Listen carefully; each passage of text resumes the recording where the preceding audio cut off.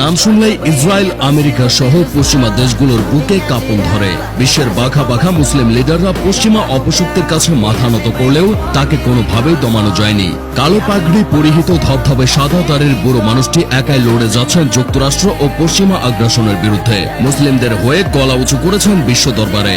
নাম তার Ayatollah Khamenei, যাকে ইরানের সাধারণ জনগণ পাগলের মতো ভালোবাসে।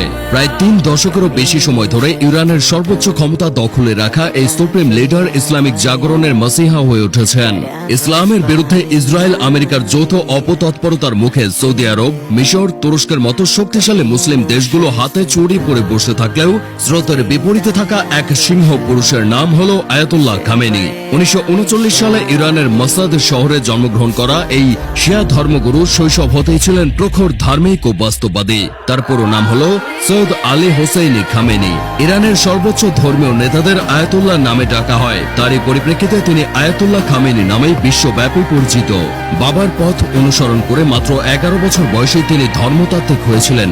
তাই ধর্মগুরুদের পোশাক পরেই শৈশবে নিজের সমবয়সীদের সাথে তাকে খেলাধুলা করতে হতো।